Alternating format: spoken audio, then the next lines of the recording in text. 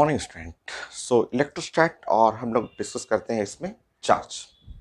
बहुत आसान सा, कई जगह आप पढ़ा हुआ आपका charge, electron, proton, neutron, neutron, alpha particle, positron, उन पे चार्ज जानना है। तो चार्ज जो है हम लोग एटॉमिक स्ट्रक्चर में भी पढ़े हुए हैं, हर पार्टिकल के ऊपर डी ब्रॉगली वेवलेंथ वहाँ भी आपने स्टडी किया है। और यहाँ इलेक्ट्रोस्टैट में भी स्टार्टिंग में चार्ज पढ़ना, चार्ज कंप्लीट हो जाता है तो उसके बाद हम लोग कूलॉम्ब्स लॉ डिस्कस करेंगे, फोर्स, इलेक्ट्रोस्टैटिक फोर्स, उस बहुत सारे क्वेश्चन हैं, बहुत अच्छे अच्छे क्वेश्चन हैं।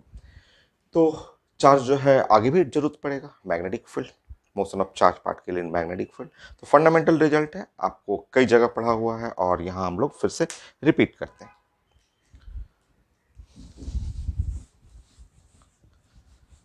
जो सबसे कॉमन जो चार्ज पार्टिकल हम लोग यूज करते हैं, इलेक्ट्रॉन, प्रोटॉन, फिर न्यूट्रॉन, फिर अल्फा पार्टिकल, न्यूट्रॉन, पॉजिट्रॉन।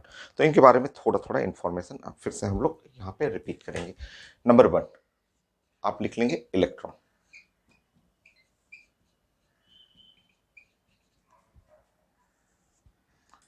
तो सबसे पहले इनका सिंबॉलिक फॉर्म आप प्रेजेंट करेंगे। इलेक्ट्रॉन को कैसे हम लोग प्रेजेंट करते हैं, तो ये इलेक्ट्रॉन का प्रेजेंटेशन होता है ऐसे -1 और इलेक्ट्रॉन 0, इस तरह से। या फिर आप इसको ऐसे भी बोल सकते हैं, ई और माइनस लिख सकते हैं इलेक्ट्रॉन, ठीक है। बीटा रे भी कहते हैं इसको, ये है बीटा रे, बीटा रे भी बोलते हैं, या बीटा को बीटा माइनस भी करके ऐसे रे बोला जाता है, ये ऐसे, ठीक है। ये बीटा रे को बोलते हैं फ्लो ऑफ इलेक्ट्रॉन। जब आप रेडियोएक्टिविटी पढ़ते हैं तो वहाँ लिखते हैं कि बीटा अल्फा, बीटा गामा। तो बीटा रे है जो flow of electron from nucleus. Beta रे को हम लोग बोलते हैं flow of electron. Cathode ray भी कर सकते हैं फ्लो ऑफ इलेक्ट्रॉन, या आप पहले लिख लीजिए कि फ्लो ऑफ इलेक्ट्रॉन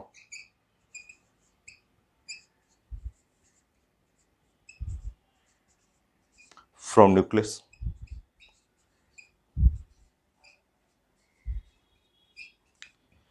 न्यूक्लियस से अल्फा, बीटा, गामा रे आता है। तो ये छोटा सा पहले इंफॉर्मेशन कि इलेक्ट्रॉन्स को कैसे सिंबॉलिक फॉर्म में प्रेजेंट करते हैं। तो ये -1 इलेक्ट्रॉन 0, या ई माइनस भी बोलते हैं, बीटा रे भी कहते हैं, या बीटा माइनस रे बोलते हैं।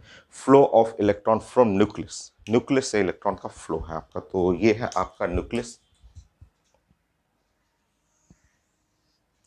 ये न्यूक्लियस ऑफ एटम। कोई भी एटम का न्यूक्लियस, और इसमें से जो इलेक्ट्रॉन बाहर निकलता है वो बीटा रे होता है। रेडियोएक्टिविटी, ये रेडियोएक्टिविटी टॉपिक है, बट एक सिंपल सा क्वेश्चन है जो 5 टाइम एग्जाम में पूछा हुआ है कि न्यूक्लियस, ये क्या लिखा हुआ है कि flow of electron from nucleus. But आप तो 9th class, 10th class, 11th class में ये पढ़ते थे कि न्यूक्लियस, न्यूक्लियस में सिर्फ प्रोटॉन और न्यूट्रॉन होता है, और जो भी इलेक्ट्रॉन है, इलेक्ट्रॉन तो आउटसाइड होते हैं, न्यूक्लियस के बाहर इलेक्ट्रॉन रहते हैं। और ये लाइन लिखा हुआ है कि flow of electron from nucleus. Nucleus में तो इलेक्ट्रॉन होता ही नहीं है, न्यूक्लियस के अंदर तो न्यूट्रॉन और प्रोटॉन होता है। इलेक्ट्रॉन जो है आउटसाइड न्यूक्लियस के बाहर ऑर्बिट के अंदर रिवॉल्व करते रहते हैं। जो atomic structure, Bohr's model, orbit, सब ऑर्बिट, ऑर्बिटल सब पढ़े हुए हैं आप, ठीक है। बट यहाँ पे हम लोग को पढ़ना है कि ये 5 बार आ चुका है क्वेश्चन, आईटी एडवांस में 3 बार पूछा हुआ कि बीटा रे, flow of electron from nucleus कैसे। न्यूक्लियस में इलेक्ट्रॉन है ही नहीं, इलेक्ट्रॉन तो सब बाहर है, तो न्यूक्लियस से इलेक्ट्रॉन कैसे निकला। तो आसान है, हम लोग कई जगह पढ़ेंगे भी इसमें।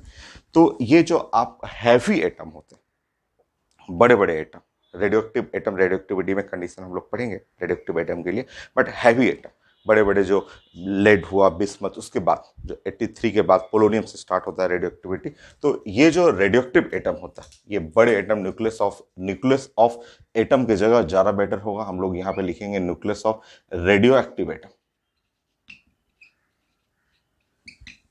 न्यूक्लियस ऑफ रेडियोएक्टिव एटम, जो रेडियोएक्टिव एटम का जो न्यूक्लियस है, और उसके अंदर न्यूट्रॉन, देखिए ध्यान से, ये जो न्यूट्रॉन है 0 और न्यूट्रॉन 1, ये स्प्लिट करता है, ये स्प्लिट करता है इलेक्ट्रॉन में, माइनस इलेक्ट्रॉन 0, प्लस प्रोटॉन में 1h1, और प्लस एंटी न्यूट्रिनो, एक एंटी न्यूट्रिनो 0 एंड 0, ऐसे इस तरह से आप चेक कर लेंगे, बैलेंसिंग चेक करेंगे। तो ये न्यूट्रॉन 0 है, यहाँ पे -1 +1 0, ये ओवरऑल 0 होगा। ऊपर में 1 है तो ये 0 1 0, इस तरह से। तो न्यूक्लियस हैवी एटम जो होता है, रेडियोएक्टिव एटम है, जो कि पोलोनियम से स्टार्ट होता है, वो उनके न्यूक्लियस के अंदर न्यूट्रॉन स्प्लिट करता है। ये जो न्यूट्रॉन है न्यूक्लियस के अंदर ही स्प्लिट कर जाता है, ब्रेक कर जाएगा। किस फॉर्म में? तो एक इलेक्ट्रॉन और एक प्रोटॉन, और ये इसको एंटी न्यूट्रिनो बोलते हैं, जिसको डिटेल में हम लोग पढ़ेंगे आगे रेडियोएक्टिविटी में। बट ये 5 बार पूछा हुआ क्वेश्चन है। 3 बार आईडी एडवांस में पूछा हुआ है कि इलेक्ट्रॉन न्यूक्लियस से कैसे बाहर निकल रहा है, कहाँ से निकल रहा है। तो ये रिएक्शन है, ये हैवी न्यूक्लियस में, सारे न्यूक्लियस में नहीं, बड़े बड़े एटम्स जो रेडियोएक्टिव न्यूक्लियस हैं उनके सेंटर पे ये न्यूट्रॉन न्यूक्लियस के अंदर स्प्लिट कर जाता है electron, proton and anti neutrino में। यही जो आप इलेक्ट्रॉन देख रहे हैं, ये इलेक्ट्रॉन यहाँ से बाहर निकलता है, ये इलेक्ट्रॉन यहाँ से ऐसे बाहर निकले ऐसे, और ये इलेक्ट्रॉन जो बाहर निकल रहा है यही बीटा रे के फॉर्म में होगी, ये बीटा रे, ठीक है, या फ्लो ऑफ इलेक्ट्रॉन, और इसको आप बोल सकते हैं कि flow of electron, flow of electron from nucleus, from nucleus. और इसको कैथोड रे भी तो बोलते हैं, बहुत सारा इलेक्ट्रॉन एक साथ चलते रहता है तो वो कैथोड रे भी तो कहलाता है। तो बीटा रे, इलेक्ट्रॉन, फ्लो ऑफ इलेक्ट्रॉन या cathode ray.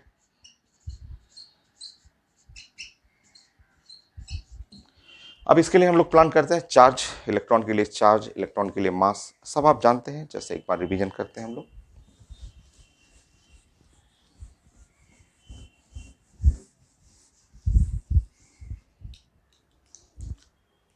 Charge on electron,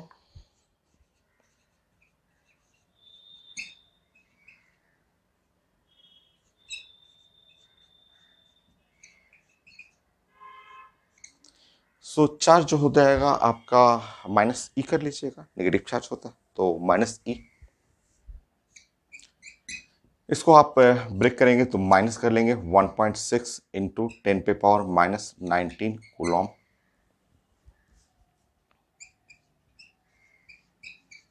ऐसा कर लीजिए, ऐसा ही यूनिट हो गया। और सीजिस में भी पढ़ना चाहेंगे, कुछ क्वेश्चन जरूरत पड़ता है सीजिस यूनिट में, तो -4.8, सो -4.8 इंटू 10⁻⁻10 ESU।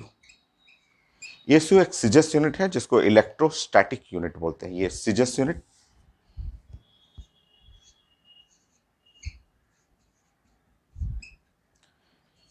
ESU का पूरा मतलब हुआ, ESU का मतलब हुआ इलेक्ट्रोस्टैटिक।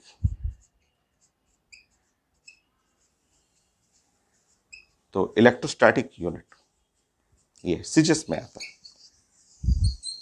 तो दोनों यूनिट जानना है, ज़्यादातर यूज हम लोग ये ऐसा यूनिट यूज करते हैं, बट ये भी तो आपको यूज करना है, कहीं कहीं जरूरत पड़ता है।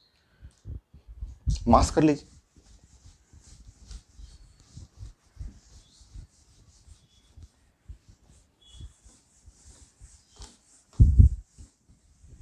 Mass of electron,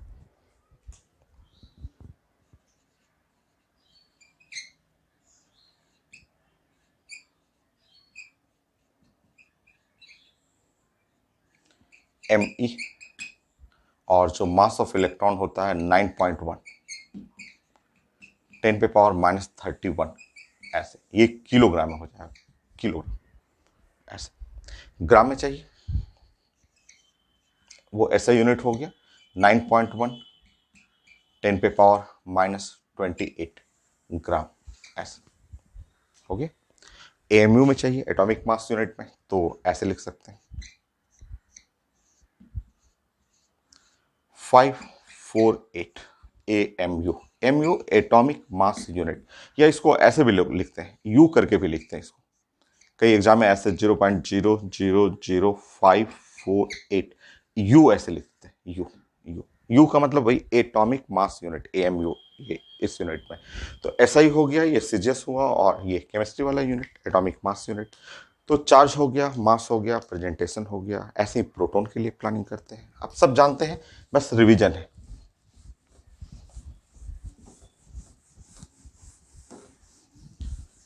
second, proton.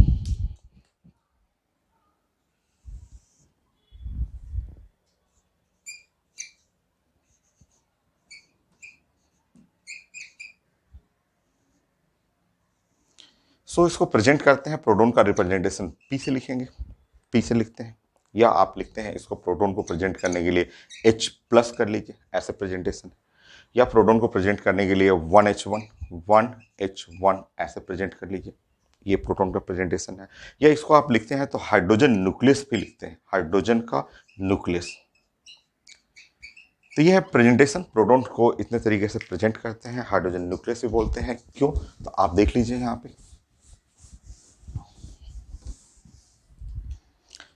तो आप जानते हैं हाइड्रोजन एटम, अगर मैं हाइड्रोजन एटम बनाऊं तो हाइड्रोजन एटम कुछ ऐसा होता है, 1H1 होता है हाइड्रोजन एटम, ऐसा 1H1। इसके अंदर आप देखेंगे तो number of proton, number of proton, proton जो है इसके अंदर 1 है। नंबर ऑफ इलेक्ट्रॉन, जो इलेक्ट्रॉन है वो है 1, और number of neutron, number of neutron जो है वो है 0। सो ये है हाइड्रोजन एटम, हम लोग प्लान कर रहे हैं हाइड्रोजन एटम में, जिसके अंदर सेंटर पे 1 प्रोटॉन है, ये न्यूक्लियस हो गया, और बाहर में फर्स्ट ऑर्बिट में नाउ 1 इलेक्ट्रॉन है। ये है हाइड्रोजन एटम। ये तो ये हाइड्रोजन एटम है आपका, ये हम लोग जानते हैं। अब ये हाइड्रोजन एटम जो होता है, और इस पे आप जानते हैं कि 13.6 इलेक्ट्रॉन वोल्ट एनर्जी अगर सप्लाई करेंगे तो वो इसमें से इलेक्ट्रॉन रिमूव हो जाएगा, और ये है इलेक्ट्रॉन बाहर निकल गया ऐसे, ठीक है। अब आप देखिए, अगर आप पढ़े हुए हैं, ये ionisation energy for hydrogen atom, ये हाइड्रोजन एटम है, 13.6 इलेक्ट्रॉन वोल्ट, कई जगह हाइड्रोजन स्पेक्ट्रम, आपका Bohr's model, ionisation energy, periodic table, bonding, कई जगह पढ़ा हुआ आपका कि 13.6 इलेक्ट्रॉन वोल्ट देंगे तो यहां से एक इलेक्ट्रॉन बाहर निकल जाएगा। और अब देखेंगे जब इसमें से एक इलेक्ट्रॉन बाहर निकाल देंगे, ये हाइड्रोजन एटम था, ये है हाइड्रोजन एटम, देखिए ये हाइड्रोजन का एटम हो गया ऐसे। अगर इसमें से एक इलेक्ट्रॉन बाहर निकाल देंगे, ठीक है, एक इलेक्ट्रॉन अगर ऐसे बाहर निकाल देंगे, हटा दीजिए, तो इसका मतलब जो हो गया H+, या इसको आप लिख सकते हैं 1 प्रोटॉन, क्योंकि ये तो निकल गया, ये जब निकल जाएगा तो सिर्फ क्या बचेगा, 1 प्रोटॉन, सिर्फ यही। या इसी को आप बोल सकते हैं P, या आप बोल सकते हैं प्रोटॉन, या आप बोल सकते हैं अगर यहां से इलेक्ट्रॉन निकाल दीजिए तो ये इसको क्या बोलेंगे, हाइड्रोजन एटम का न्यूक्लियस बोल सकते हैं ना। तो ये प्रोटॉन का प्रेजेंटेशन है, या आप लिख सकते हैं हाइड्रोजन न्यूक्लियस।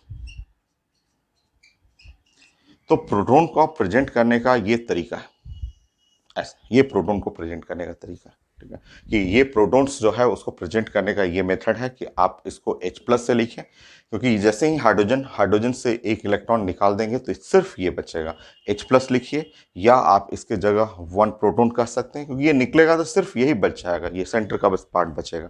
1 प्रोटॉन को प्रोटॉन भी बोल सकते हैं। तो ये सिंबल है प्रोटॉन का, ये सिंबल है, या फिर आप हाइड्रोजन का न्यूक्लियस ये बोल सकते हैं, तो सिंबॉलिक फॉर्म हुआ। नेक्स्ट आप इसका चार्ज लिख लीजिए, चार्ज तो इलेक्ट्रॉन जैसा ही रहेगा, इलेक्ट्रॉन जैसा चार्ज था, बस उसमें निगेटिव साइन था, पॉजिटिव साइन कर लीजिए। Charge on proton,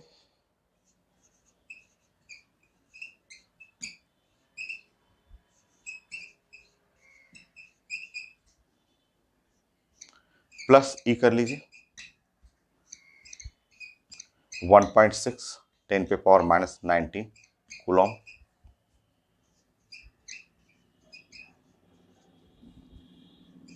plus 4.8 10⁻⁻10 ESU electrostatic unit, ये हो गया। मास करना है, मास ऑफ प्रोटॉन,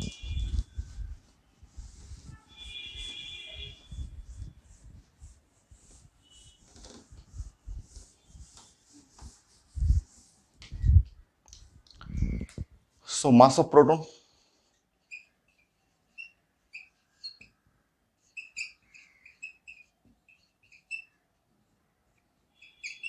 ऐसे, mass of proton. So mass of proton जो हुआ 1.66 इंटू 10⁻⁻27 किलोग्राम, 1.66 इंटू 10⁻⁻27, ये किलोग्राम में होता है। ऐसा यूनिट ज़्यादा हम लोग ये यूज करते हैं।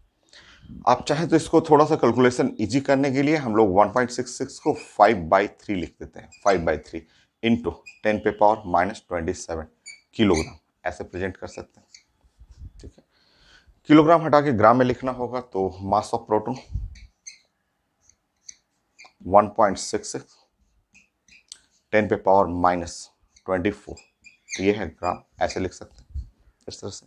तो इस तरह से आप प्रेजेंट कर सकते हैं। और जो एमयू में लिखना हो, एमयू में भी तो जरूरत पड़ेगा, तो mass of proton, so 1.00727 AMU atomic mass unit में। और अगर आप कंपेयर करेंगे मास of proton by mass of electron, अभी आपने पढ़ा था 1.00727 और डिवाइड बाय 0.0000548, अगर आप डिवाइड कर रहे हैं ऐसे तो नियरली 1837 आता है, 1837 नियरली। तो ये सब हम लोग 9th-10th क्लास से भी पढ़ रहे हैं कि मास ऑफ प्रोटॉन, प्रोटॉन का मास जो होता है 1837 टाइम हैवियर होता है compare to the mass of electron. Electron के कंपेयर में 1837 टाइम हैवी होता है ये।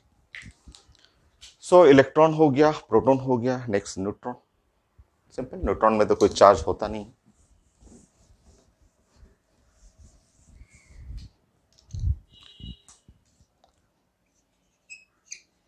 Third particle neutron.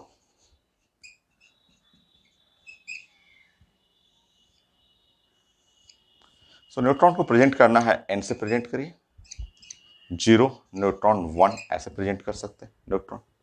ये कोई चार्ज नहीं है, चार्ज और न्यूट्रॉन तो 0 कर लेंगे।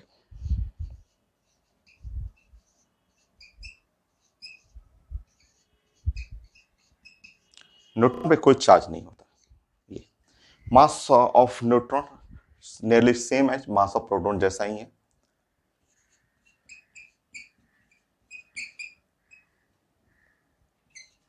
तो ऐसा ही होता है, बस थोड़ा सा 1.67 हो जाता है, बट एक ही चीज है।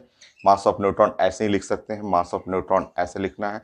मास ऑफ न्यूट्रॉन लिखना हो तो 866, यहां थोड़ा सा ऐसे, ये एमयू थोड़ा सा हल्का सा ज्यादा होता है। आप कह सकते हैं कि नियरली सेम है, प्रोटॉन और न्यूट्रॉन का मास नियरली सेम होता है। और मास ऑफ न्यूट्रॉन कंपेयर करना हो इलेक्ट्रॉन से तो नियरली 1838, थोड़ा सा बस हल्का सा ज्यादा होता है इलेक्ट्रॉन के कंपेयर में।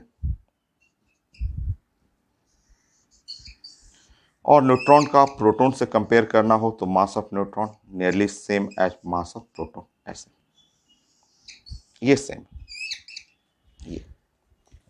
तो न्यूट्रॉन और प्रोटॉन का मास सेम है और न्यूट्रॉन का मास कंपेयर करना है इलेक्ट्रॉन से तो 1838 टाइम हैवियर होता है। नेक्स्ट फंडामेंटल पार्टिकल तो ये है, electron, proton, neutron. Then alpha particle, alpha भी खूब यूज होता है।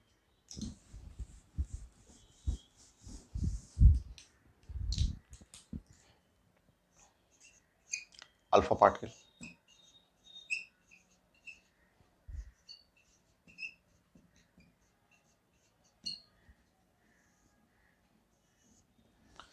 इसको प्रेजेंट करते हैं हम लोग अल्फा, या फिर आप ऐसे लिखते हैं 2 हीलियम ऑफ 4 प्लस प्लस ऐसे लिखते हैं, या फिर लिखते हैं इसको हीलियम ऑफ प्लस प्लस ऐसे, या इसको बोलते हैं हीलियम न्यूक्लियस।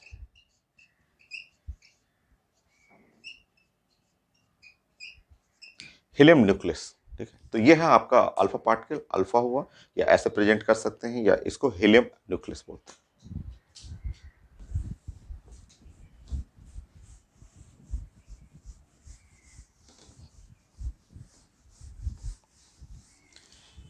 सो हीलियम न्यूक्लियस भी बोला जाता है। और कैसे इसको प्रेजेंट करना होता है, तो सबसे पहले हीलियम एटम देखिए। तो हीलियम एटम,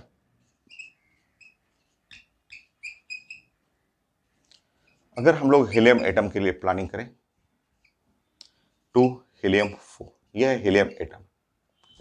सो इसके अंदर number of electron, number of electron, electron का नंबर जो है वो 2 है, जानते हैं आप, और वो डाटा से भी पता चल रहा है। नंबर ऑफ प्रोटॉन 2 है और नंबर ऑफ न्यूट्रॉन भी 2 है।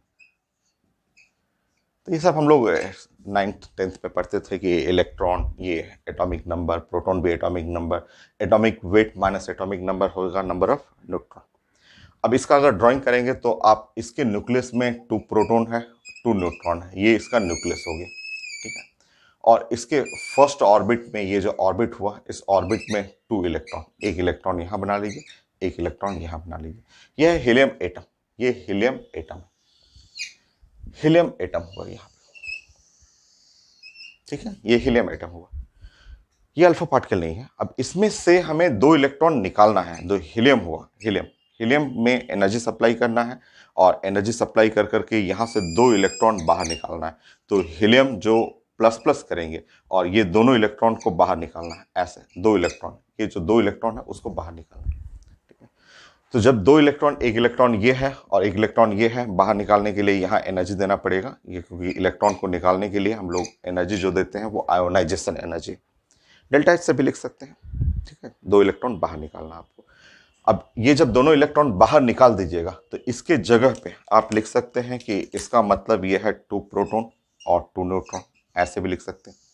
ये 2 प्रोटॉन 2 न्यूट्रॉन, आप इसको लिख सकते हैं कि ये निकलने के बाद ये हीलियम का न्यूक्लियस है, ये हीलियम का न्यूक्लियस हुआ। और यही सिंबॉलिक फॉर्म जो होता है इसी को अल्फा पार्टिकल बोलते हैं। चाहे ऐसे लिखिए, चाहे ऐसे लिखिए, चाहे ऐसे लिखिए, यही साइंस में अल्फा पार्टिकल हो जाता है। तो अल्फा पार्टिकल को प्रेजेंट करने का ये मेथड है, इस तरह से हम लोग प्रेजेंट करते हैं। ये अल्फा पार्टिकल का प्रेजेंटेशन हुआ। तो आप ऐसे लिखेंगे अल्फा, या इस तरह से लिखेंगे, चाहे ऐसे लिखेंगे, चाहे हीलियम न्यूक्लियस, या फिर आप बोल सकते हैं 2 प्रोटॉन प्लस 2 न्यूट्रॉन। ये अल्फा का सिंबॉलिक फॉर्म। चार्ज करना हो तो एकदम आसान है।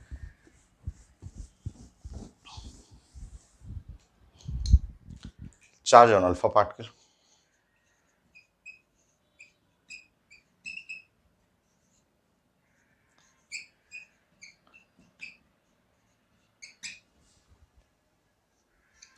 सो +2e, +2e, यह है +2e, +2e। आप लिख सकते हैं प्लस और 2e, 1.6 इंटू 10⁻⁻19, यह कूलॉम है।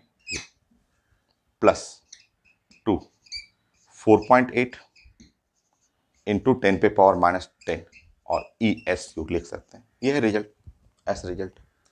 तो चार्ज ऑन अल्फा पार्टिकल के लिए ये रिजल्ट हो गया। मास करना हो तो मास के लिए पढ़ते हैं।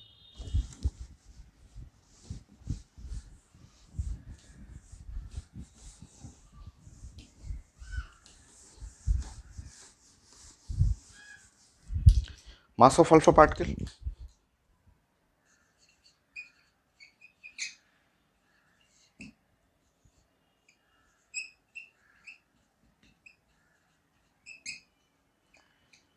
मास अल्फा ऐसे कर लेंगे, ठीक है। आप जानते हैं अल्फा, अभी हम लोग डिस्कस किए थे कि अल्फा का जो मतलब होता है वो होता है 2 प्रोटॉन और 2 न्यूट्रॉन। ये मीनिंग है अल्फा का, ठीक है, ऐसे ये मीनिंग हुआ। तो आप इसी तरह प्रेजेंट करेंगे कि mass of alpha 2 time the mass of proton plus 2 time the mass of neutron. ये मास ऑफ अल्फा को ऐसे प्रेजेंट कर सकते हैं, इस तरह से। नेक्स्ट, आप जानते हैं कि मास of proton mass of neutron exactly same होता है। Mass of proton mass of neutron exactly same, थोड़ा सा एक आध यूनिट का तो अंतर रहता है, तो आप मान सकते हैं। तो आप चाहे तो यहां लिख सकते हैं mass of alpha 4 time the mass of proton, ऐसे लिख सकते हैं, ऐसे लिख सकते हैं, ठीक है। नेक्स्ट, आप चाहे तो लिख सकते हैं mass of alpha 4, 1837 mass of proton, ऐसे लिख सकते हैं। सॉरी, इलेक्ट्रॉन, इलेक्ट्रॉन से, क्योंकि हर एक से कंपेयर करना सीखिए, ठीक है। प्रोटॉन से कंपेयर करना है या इलेक्ट्रॉन से कंपेयर करना है तो मास ऑफ प्रोटॉन की जगह 1837 time mass of the electron लिख सकते हैं, या आप लिख सकते हैं मास ऑफ अल्फा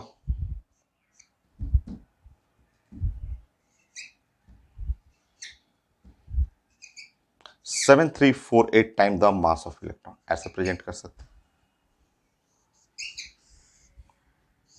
लिख सकते हैं, ठीक है। ये बाकी अब किलोग्राम ग्राम में जो लिखना हो आप बना लीजिएगा। जैसे अगर किलोग्राम में लिखना होगा तो यहाँ से आप रिलेट कर लीजिएगा। आप जानते हैं mass of alpha 4 time mass of proton हो गया 1.66 इंटू 10⁻⁻27 किलोग्राम। तो ये है मास और चार्ज अल्फा पार्टिकल का। तो इलेक्ट्रॉन हो गया, प्रोटॉन हो गया, न्यूट्रॉन हो गया, अल्फा ड्यूट्रियम आयन करते हैं, ड्यूट्रॉन भी लिखते हैं उसको 5।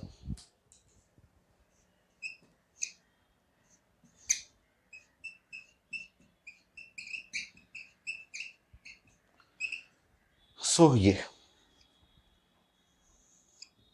इसको प्रेजेंट करना होगा तो हम लोग डी से प्रेजेंट करते हैं, या फिर आप डी और 1 लिखते हैं, या आप लिखना हो तो 1H2 ऐसे प्लस ऐसे लिखते हैं इस तरह से।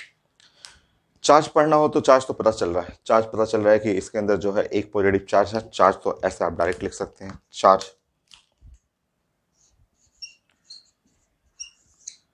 वो इक्वल टू जो है वो प्लस ई, एक पॉजिटिव है तो प्लस ई, या प्लस 1.6 10 पे पावर माइनस 19 कूलॉम, या प्लस 4.8 10 पे पावर माइनस 10 ESU।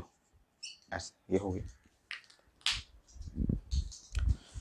मास करना हो तो देखिए यहां पहले समझिए, डी प्लस का मतलब समझिए।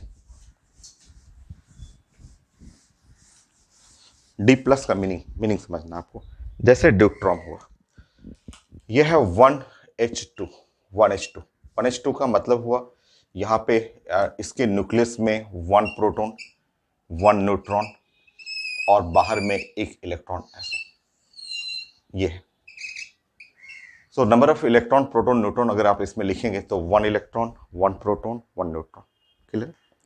बट अगर हम लोग जैसे ही यहाँ 1H2 और प्लस हम लोग करेंगे, इसका मतलब 1 इलेक्ट्रॉन हटाना है, तो 1 प्रोटॉन और 1 न्यूट्रॉन, सिर्फ ये बच गया, सिर्फ यही रहेगा, वो इलेक्ट्रॉन हट जाएगा। यही कहलाता है डी प्लस। ये बाकी अब इसका मास निकालना हो तो आप 1 प्रोटॉन है 1 न्यूट्रॉन है तो मास जो हुआ लिख सकते हैं मास of proton plus mass of neutron, या आप लिख सकते हैं 2 टाइम मास ऑफ प्रोटॉन, या लिख सकते हैं 2 time 1837 time the mass of electron, या फिर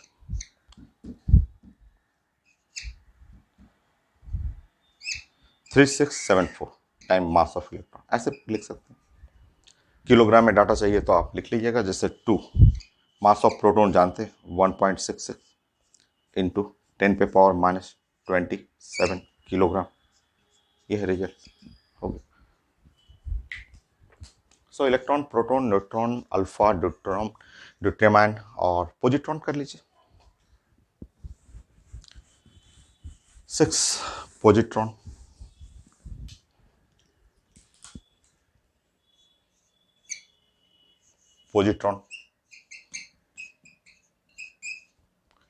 या आप इसको बोल सकते हैं पॉजिटिव इलेक्ट्रॉन।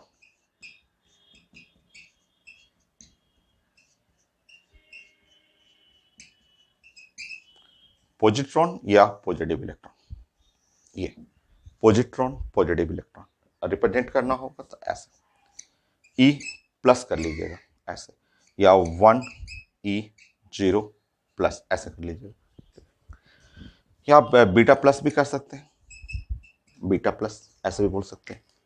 सब कुछ इलेक्ट्रॉन जैसा ही है, सब कुछ सेम है, बस अपोजिट हो गया है, चार्ज बस अपोजिट हो जाएगा। तो इसके ऊपर चार्ज करेंगे तो प्लस चार्ज आएगा,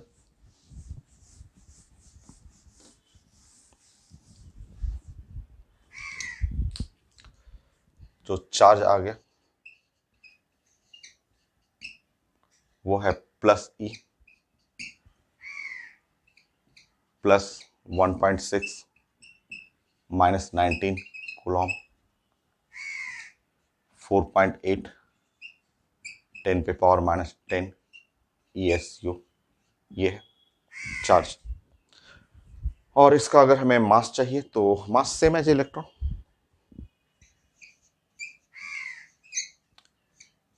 same as mass of electron,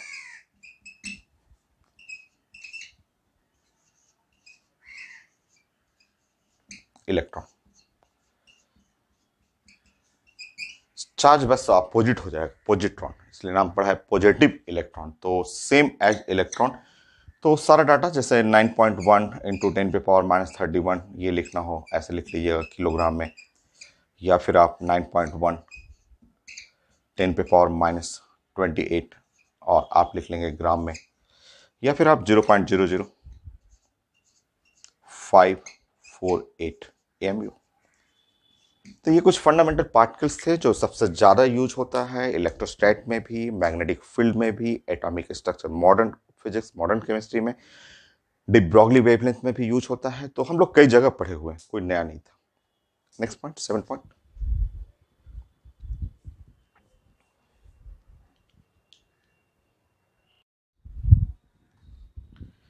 next 7 point.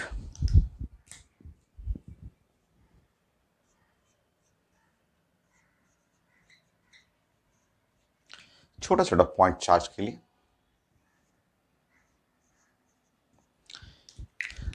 देखिए छोटा छोटा पॉइंट, चार्ज जो होता है वो इलेक्ट्रॉन गेन, इलेक्ट्रॉन लॉस के चलते क्रिएट होता है।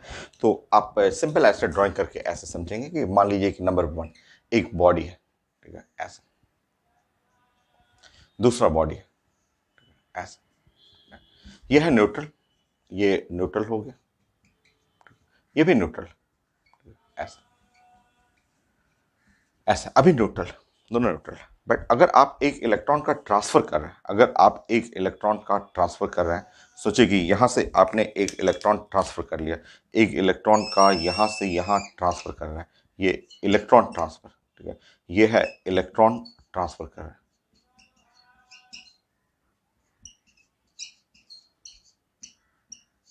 तो जैसे इलेक्ट्रॉन ट्रांसफर करेंगे तो इस बॉडी के ऊपर नेगेटिव चार्ज आएगा, इस बॉडी के ऊपर पॉजिटिव चार्ज आएगा। यहाँ पे एक इलेक्ट्रॉन, अगर ये इलेक्ट्रॉन गेन कर रहा है, यहाँ इससे इलेक्ट्रॉन गेन हुआ, यहाँ पे इलेक्ट्रॉन गेन हुआ, तो गेन होते ही इसके बॉडी पे नेगेटिव आ जाएगा, इसके बॉडी पे पॉजिटिव चार्ज। एक ट्रांसफर करेंगे, एक ट्रांसफर कर रहे हैं तो एक पॉजिटिव आया, एक नेगेटिव चार्ज आया, क्योंकि इलेक्ट्रॉन पे एक नेगेटिव चार्ज होता है, ये गेन ऑफ इलेक्ट्रॉन, ये लॉस ऑफ इलेक्ट्रॉन, ये हो गया।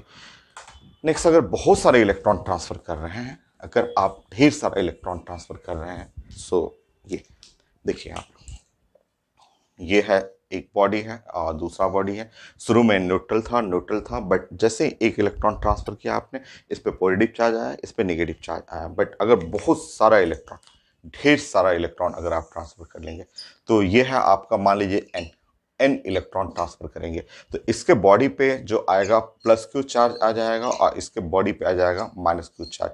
एन जो है नंबर ऑफ इलेक्ट्रॉन ट्रांसफर, ये ढेर सारा इलेक्ट्रॉन एक ट्रांसफर करिएगा, एक पॉजिटिव है एक नेगेटिव है, और n is the number of electron transfer. जब ढेर सारा इलेक्ट्रॉन ट्रांसफर करेंगे तो आप इसके बॉडी पे प्लस क्यू चार्ज, इसके बॉडी पे माइनस क्यू चार्ज।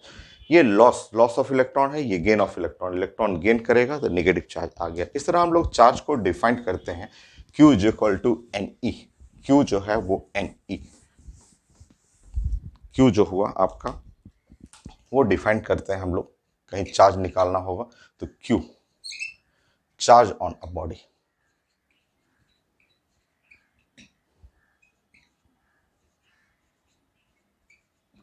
तो उसको हम लोग डिफाइन करते हैं Q is equal to N, plus minus कर सकते हैं, दोनों प्लस भी लिख सकते हैं माइनस भी लिख सकते हैं, एन और ई लिख सकते हैं ऐसे।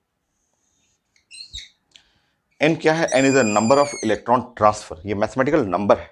ये एन जो है number of electron transfer, number of electron transfer.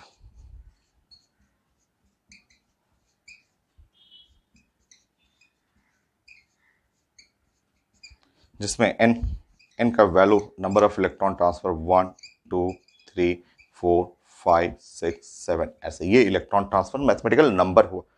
ये होल नंबर रहना चाहिए, ये ऐसा नहीं, ये एन का वैल्यू ये इस तरफ का नहीं कि 1.5 नहीं, ये सब नहीं। एन का वैल्यू, ये एन का वैल्यू 2.5 नहीं हो, ये 2.6 2.3 नहीं, ये होल नंबर ट्रांसफर करना है। तो एक इलेक्ट्रॉन ट्रांसफर कर सकते हैं, टू इलेक्ट्रॉन कर सकते हैं, 3, होल नंबर में, ठीक है, इंटीजर वाले में, ये फ्रैक्शनल नहीं। और ई का मतलब हुआ आपका 1.6 into 10⁻⁻19 coulomb.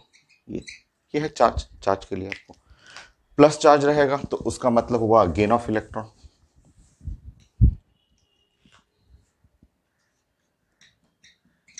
Loss of electron. Please, अगर आप यहां देख रहे हैं कि चार्ज, अगर ये चार्ज में प्लस और एन और ई आपने लिखा ऐसे, तो प्लस एन ई का मतलब यहां पे जो एन है, एन का मतलब यहां पे आपको लिखना है कि नंबर ऑफ इलेक्ट्रॉन लॉस करेगा, नंबर ऑफ इलेक्ट्रॉन, ये नंबर ऑफ इलेक्ट्रॉन ट्रांसफर में अगर प्लस चार्ज है तो प्लस चार्ज तब आएगा जब उस बॉडी से इलेक्ट्रॉन क्या हो रहा है, लॉस कर रहा है। माइनस का मतलब number of electron gain.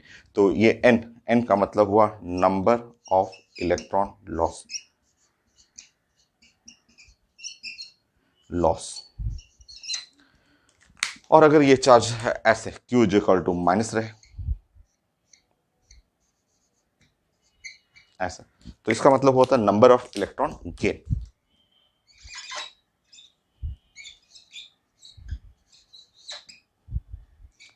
Number of electron gain, so number of electron gain, number of electron loss. Next,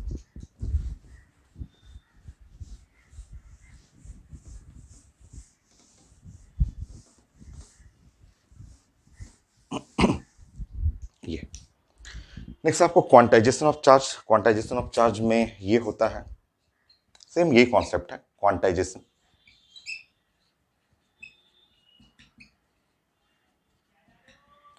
of charge.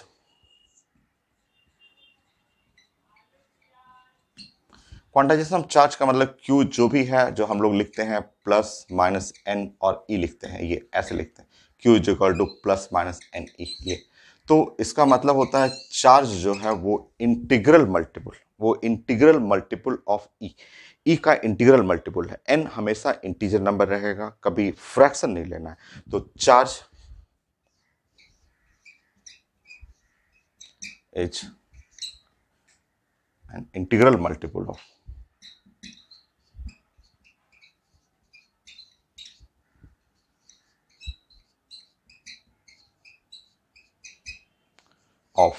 1.6 into 10 पे पावर माइनस 19 कूलम। 1.6 इंटू 10 पे पावर माइनस 19 कूलम का ये इंटीग्रल मल्टीपल है। जो charge होता है वो integral multiple होगा इसका। कभी भी ये एन का वैल्यू हमेशा इंटीजर रहेगा और इंटीजर में 1 2 3 4 5 ऐसे 6 इस तरह से। एन कभी भी फ्रैक्शन नहीं, कभी भी ये फ्रैक्शन नहीं लेना, ये फ्रैक्शन नहीं लेना है। ये इंटीग्रल क्वांटाइजेशन मतलब integral multiple of H by R, sorry ये ई का इंटीग्रल मल्टीपल है। तो फ्रैक्शन नहीं, जीरो नहीं, निगेटिव नहीं, इंटीजर 1 से स्टार्ट करना है, 2 3 4 5। जैसे कुछ मान लीजिए ऐसे कोई पूछता है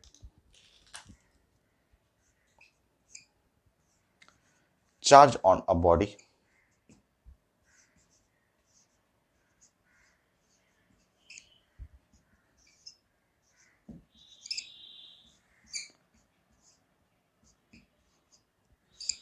तो ऐसे कोई पूछता है कि बताइए ये स्टेटमेंट ट्रू है या फॉल्स है। छोटा सा स्टेटमेंट, बस चेक करना है आपको चार्ज के बारे में।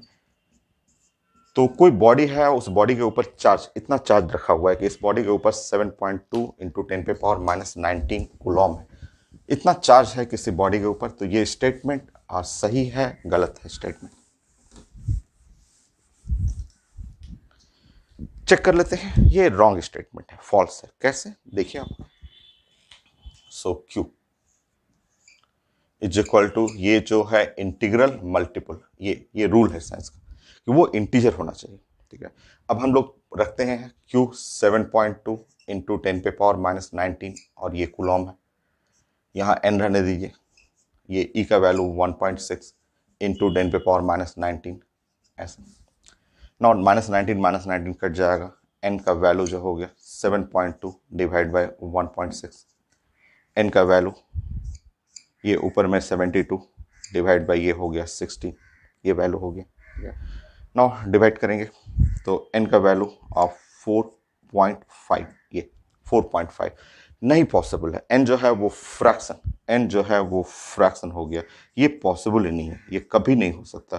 क्या 4.5 इलेक्ट्रॉन ट्रांसफर होगा? कभी भी पॉसिबल नहीं है, कभी भी नहीं होगा। ठीक है, ये नहीं पॉसिबल है। ठीक है, तो ये हमेशा होल नंबर, n जो जानते हैं कि n और होल नंबर है, तो ये नॉट पॉसिबल। तो ये है नहीं पॉसिबल है, ये कभी नहीं हो सकता। तो किसी बॉडी पे ऐसा चार्ज नॉट पॉसिबल, ये नहीं हो सकता, ये ऐसा नहीं हो सकता। ठीक है, ऐसा। तो ये है स्टेटमेंट जो है वो स्टेटमेंट फॉल्स, ये स्टेटमेंट फॉल्स, फॉल्स स्टेटमेंट है, ऐसा फॉल्स स्टेटमेंट हुआ। ठीक है, तो चेक करना होता है कि किसी बॉडी पे चार्ज है, एग्जिस्ट करेगा कि नहीं करेगा, तो वो आप इससे चेक कर सकते हैं, क्योंकि चार्ज जो है इंटीग्रल मल्टीपल ऑफ इलेक्ट्रॉन, ये इलेक्ट्रॉनिक चार्ज जो 1.6 10⁻⁻19 कूलम का इंटीग्रल मल्टीपल होगा। उसके बाद जैसे मैं ये क्वेश्चन कराता हूं तो क्लास के बाद ऑफिस में कुछ बच्चे लोग आते हैं, जैसे वो पूछते हैं कि बताइए सर ये क्वेश्चन रहेगा, तो वो पूछते हैं कि सर अगर क्वेश्चन में ऐसा लिखा हुआ है कि charge on a body 7.2 into 7.2 coulomb, ठीक है, पूछते हैं कि सर ये पॉसिबल है कि नहीं। तो हम लोग बोलते हैं ठीक है चलिए चेक कर लेते हैं। चेक करते हैं ऐसे, तो चार्ज जो है 7.2 कूलम, ठीक है, कूलम और कूलम वहां कट जाएगा। ये है 7.2 और इंटू यहाँ है 10⁻⁻19, ठीक है, ये है ऊपर चला जाएगा 10⁻19, ये कट जाएगा और 10⁻19 ऐसे। फिर वो पूछते हैं कि सर देखिए ये सही है कि नहीं, तो मैं बोलता हूँ नहीं ये ट्रू है, ये पॉसिबल है। फिर बोलते हैं कैसे, ये तो देखिए तो फ्रैक्शन आ रहा है, तो मैं बताता हूँ कि फ्रैक्शन नहीं है, वो आपको देखने में लग रहा है, वो कहाँ फ्रैक्शन है, वो 4.5 लग रहा है आपको, 4.5 थोड़ा ना ये। अगर मैं इसको लिखूं तो मैं चाहूं तो इसको लिख सकता हूं 45 लिख सकता हूं, और यहाँ जीरो करके 10⁻18 कर सकता हूं ना इसको। देखिए तो आपको जो 4.5 लग रहा था, ये 4.5 कहाँ है, 4.5 उसके बगल में है 10⁻9 है। अगर मैं एक जीरो को ट्रांसफर कर दूं तो ये पूरा नंबर जो है वो होल नंबर इंटीजर हो गया, है ना इंटीजर, ठीक है। तो आपको पूरा नंबर देखना है ना, पूरा यहां से लेके पूरा 10⁻18 18 जीरो है तो देखना है, तो ये एन एन जो है वो इंटीजर है, तो ये पॉसिबल है, ये ठीक है, ये पॉसिबल है, इसमें कोई प्रॉब्लम नहीं है। सो इंटीग्रल मल्टीपल आ रहा है यहाँ पे, सही है, तो ये ट्रू है, ये ट्रू, ये स्टेटमेंट में कोई प्रॉब्लम नहीं है। तो कई लोग यहाँ पूछते हैं कि यहाँ से देख के बोलते हैं कि सर ये देखिए ये नंबर होल नंबर नहीं है, इंटीजर नहीं है, फ्रैक्शन है, नहीं, आप इसके आगे का भी देखिएगा और इसका अगर यूज हेल्प लीजिएगा तो पूरा इंटीजर दिखेगा आपको।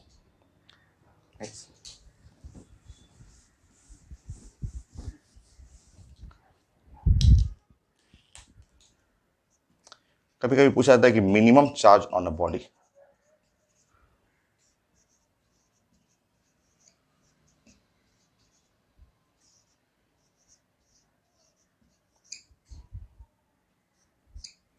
सो यहाँ पूछा जाता है कि minimum charge on a body, किसी बॉडी में मिनिमम चार्ज क्या हो सकता है। तो देखिए सिंपल, चार्ज के लिए फंडामेंटल रिजल्ट ये है, और अगर हमें मिनिमम चार्ज चाहिए तो एन का वैल्यू मिनिमम कर लेते हैं। देखिए फंडामेंटल रिजल्ट, तो क्यू अगर हमें चाहिए क्यू, और ये मिनिमम चार्ज चाहिए, तो ये एन को मिनिमम कर लेते हैं और ये ई रखिए, ठीक है। तो एन का जो मिनिमम वैल्यू होगा वो तो वन होगा ना, मिनिमम वैल्यू एन 1, और ई का वैल्यू हो गया 1.6 19 कूलम। तो किसी भी बॉडी पे जो मिनिमम चार्ज हो सकता है वो चार्ज है 1.6 इंटू 10⁻⁻19 कूलम। ये है रिजल्ट।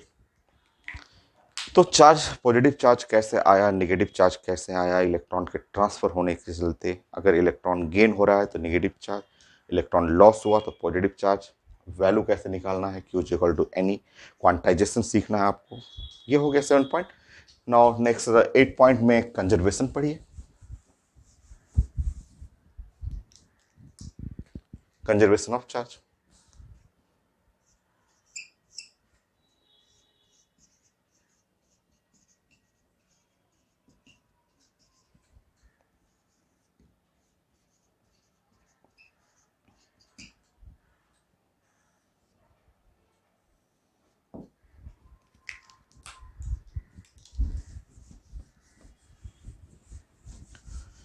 तो चार्ज हमेशा कंजर्व रहता है। कोई भी सिस्टम होगा, इस पे हम लोग को कई फोर्स में क्वेश्चन भी पढ़ना है, आईटी मेन में भी है, एम्स में भी क्वेश्चन है, बड़ा आसान सा है। मैं क्वेश्चन का पैटर्न यहाँ समझा दूंगा। तो चार्ज हमेशा कंजर्व रहेगा सिस्टम का, ये कभी न तो आप क्रिएट कर सकते हैं, नहीं आप डिस्ट्रॉय कर सकते हैं, ट्रांसफर कर सकते हैं, एक बॉडी से दूसरे बॉडी में ट्रांसफर होता है, बट कभी भी आपका डिस्ट्रॉय और क्रिएट नहीं किया जा सकता, ठीक है। तो चार्ज ऑफ अ सिस्टम, ठीक है, तो लिख लेंगे charge can neither created nor destroyed.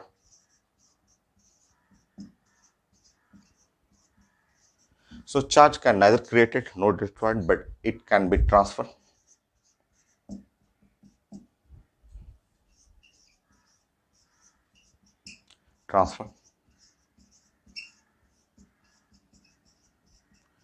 From one body to another body. From one body to another body.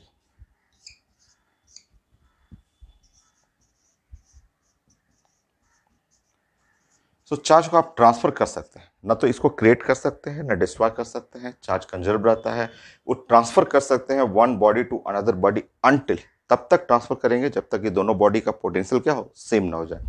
तो one body to another body until both body are at same potential.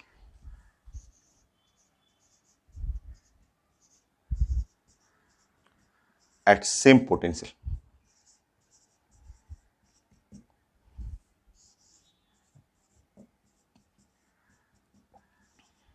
So तब तक जब तक कि body दोनों same potential पे ना आ जाए।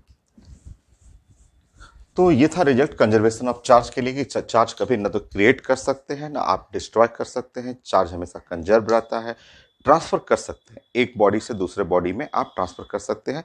और ट्रांसफर करते समय ये ध्यान रखना है कि तभी तक चार्ज ट्रांसफर होगा जब तक कि सारा बॉडी एक पोटेंशियल पे ना आ जाए। ठीक है, जैसे समझिए ये इसके क्वेश्चन भी हैं, न्यूमेरिकल क्वेश्चन है, जैसे आप ऐसे प्लान करिए।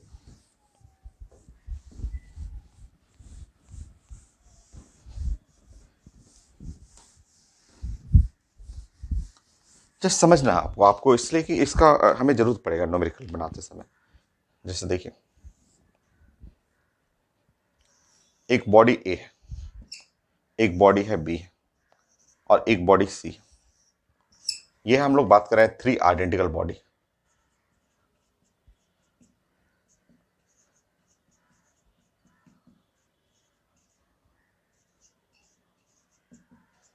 तो 3 आइडेंटिकल बॉडी है, तीनों बॉडी आइडेंटिकल। ठीक है, ए बी सी तीनों आइडेंटिकल बॉडी है। ये बॉडी ए और ये है बी और ये बॉडी है सी, आइडेंटिकल बॉडी।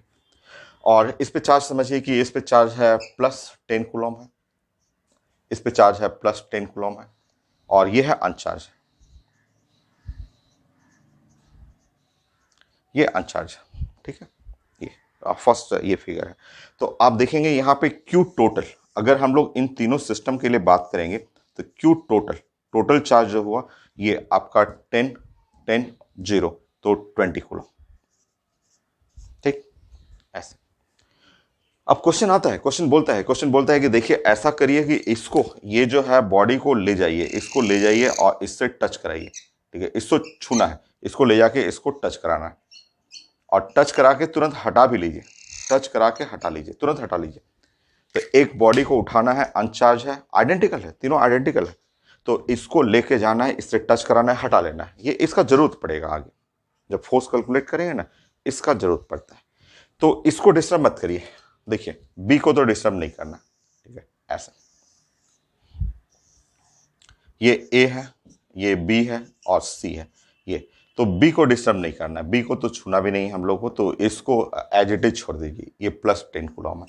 अब देखिए जब इसको ले जाइएगा अनचार्ज वाले को, इससे टच कराइएगा, टच करा के हटाइएगा, तो मैंने बताया कि चार्ज ट्रांसफर होगा, एक बॉडी से दूसरे बॉडी पे ट्रांसफर होगा until both body are at same potential. मतलब दोनों स्फीयर है, सेम रेडियस है, तो जब सेम आइडेंटिकल बॉडी है, जब इसको टच करेंगे हटाएंगे तो जो 10 है वो दोनों आधा आधा बांट लेगा, बराबर पोटेंशियल करने के लिए दोनों, क्योंकि सेम रेडियस है तो आधा 50% ये ले लेगा, 50% ये। तो 10 था, ये 0 था, टोटल हो गया 10 और दोनों में आधा आधा बांट दीजिए, तो ये हुआ +5 कूलम और +5 कूलम। अभी भी देख लेंगे, अभी भी देखिए इस सिस्टम में क्यू टोटल जोड़ेंगे तो क्यू टोटल जो हो गया वो है 20 कूलम। 10 5 5 20 कूलम हो गया। तो चार्ज ट्रांसफर होगा एक बॉडी से दूसरे बॉडी में, बट लॉस नहीं होता। ना तो आप क्रिएट कर सकते हैं ना डिस्ट्रॉय कर सकते हैं। फिर से बताइए, अब मैं सोच रहा हूं कि इसको मैं सी को बोलूं कि जाइए बी से टच करिए, इसको मैं सोच रहा हूं कि एकदम छूना है और छू के तुरंत भाग आना है, तुरंत हट जाना है, छूने के बाद तुरंत वापस आना है। ठीक है, तो क्वेश्चन में रहता है, बड़ा आसान है एकदम, देखिए कितना आसान है, कंजर्वेशन ऑफ चार्ज। अब इस बार इसको डिस्टर्ब नहीं करना है, ये ए है, ये है बी है और सी है, तो ये है +5 कूलम, ऐसे रहने दीजिए इसको +5 कूलम। अब बताइए, अब बताइए बी और सी, बी सी आइडेंटिकल डायमेंशन है, दोनों एक जैसा है, लेके ऐसे टच करना है, हटाना है, तो 10 और +5 टोटल हो गया कितना 15। 15 को आधा आधा बांट दीजिए, आधा आधा बांटिएगा तो ये हुआ +7.5 कूलम और ये है +7.5 कूलम। इस तरह जो Q टोटल जो चार्ज हुआ वो हो गया, फिर से देख लीजिए 20 कूलम। देखिए तो चार्ज कंजर्व है, कंजर्व हुआ, यहां पे भी आपको 20 कूलम, यहां भी 20 कूलम, यहां भी 20 कूलम, तो ट्रांसफर होगा, एक बॉडी से दूसरे बॉडी पे ट्रांसफर हो सकता है, बट हमेशा कंजर्व रहेगा। ये देखिए यहाँ शुरू से लेके मिडिल लेके लास्ट तक सब जगह चार्ज कंजर्व है। तो 8 पॉइंट, ऐसे ही छोटे छोटे बहुत सारे पॉइंट हैं चार्ज के बारे में जानना है। 8 9 पॉइंट चार्ज और स्पीड में देखते हैं हम लोग।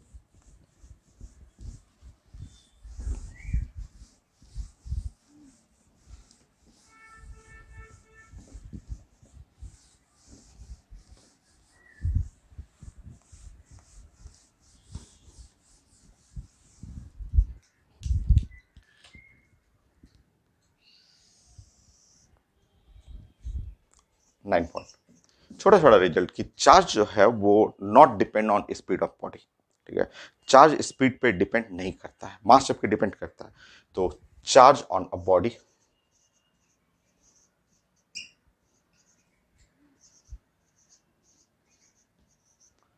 not depend on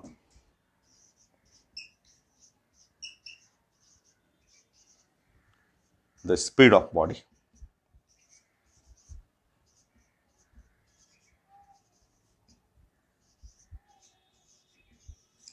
whereas the mass of body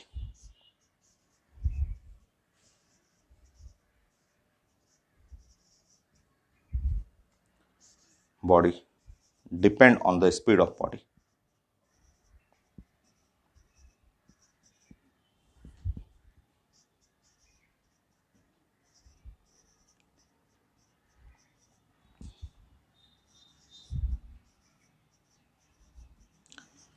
मास जबकि स्पीड पे डिपेंड करता है। कैसे, रिलेशन क्या है, आप थ्योरी ऑफ रिलेटिविटी, छोटा सा रिजल्ट है जो जानना है। पहले चार्ज देख लीजिए, चार्ज देखिए तो ये है चार्ज जो है, ये है +Q। ठीक है, ये है +Q। ठीक है, और ये है आपका, मान लीजिए कि इसका स्पीड है, ठीक है, v1 है। ठीक है, और वो है आपका 3 मीटर पर सेकेंड, ऐसे स्पीड ले लिया इस तरह से। ठीक है, और दूसरा चार्ज ले लिया, दूसरा।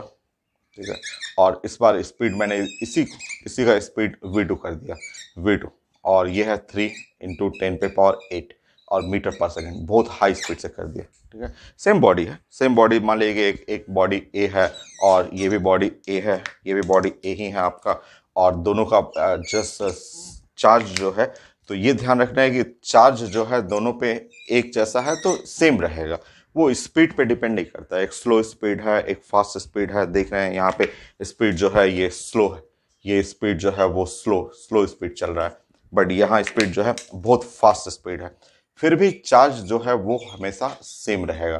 चार्ज जो है वो कभी भी स्पीड पे डिपेंड नहीं करता है, तो ये चार्ज जो है वो कांस्टेंट, ये चार्ज कांस्टेंट रहेगा।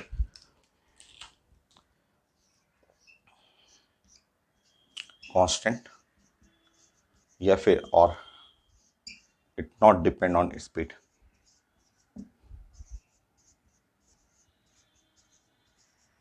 ऑन स्पीड, ये स्पीड पे डिपेंड नहीं करेगा।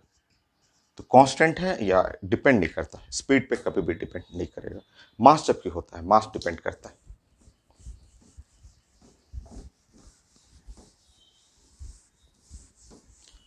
तो थ्योरी ऑफ रिलेटिविटी, मान लीजिए कि एक बॉडी है ए, ये ए है, और इसका मास है m0, ठीक है। सो एट रेस्ट, अगर हम लोग बात करेंगे एट रेस्ट, अगर ये रेस्ट में है तो m0 को बोलते हैं, m0 is called the rest mass, इसको बोलते हैं रेस्ट मास बोलते हैं। बट वही बॉडी ए जो है, ये अगर आप ये स्पीड v से चलना शुरू करें, ठीक है, तो इसका मास चेंज कर जाएगा ऐसे, ठीक है। सो स्पीड, ये v the speed of body ए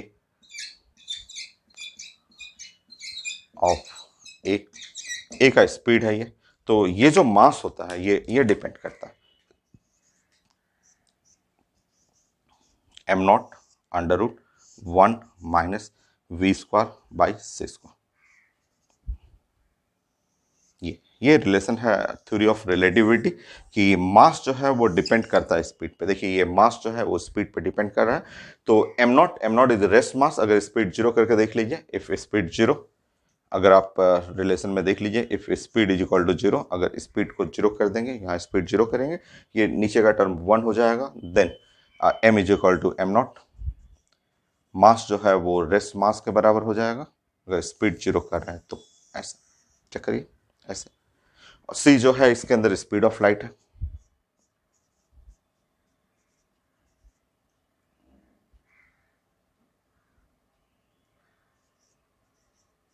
ये speed of light.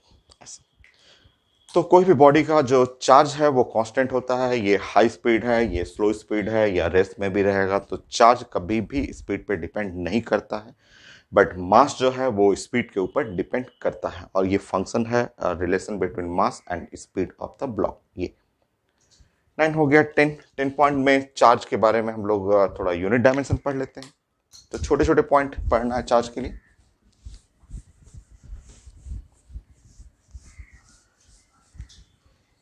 Unit,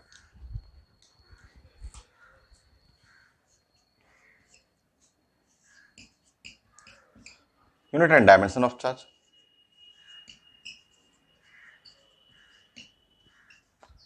of charge,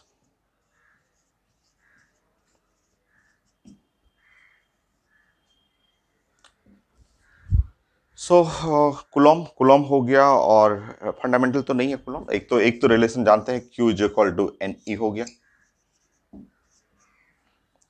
एक 10th क्लास से रिलेशन निकालते हैं। 10th क्लास में हम लोग जानते हैं ना, current is equal to charge per unit time, ऐसे पढ़ते थे हम लोग। तो वहां से अगर हम लोग रिलेशन निकालते हैं तो Q इज इक्वल टू हो जाएगा I into T.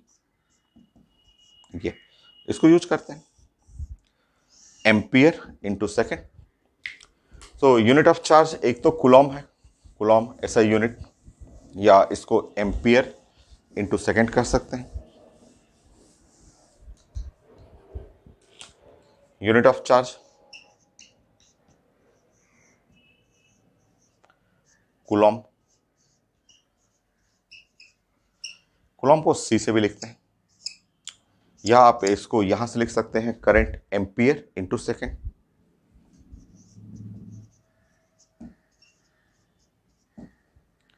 So ampere second ऐसे लिख सकते हैं इस तरह से। डायमेंशन इसी से ले लीजिए, एम्पियर का डायमेंशन ए ही होता है, और ये टी हो गया।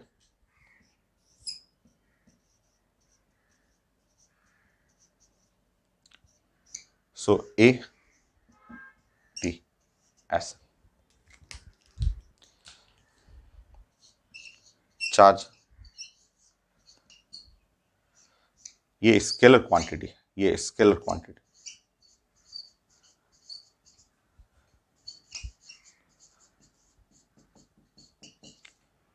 इसमें ओनली मैग्नीट्यूड है, ओनली मैग्नीट्यूड।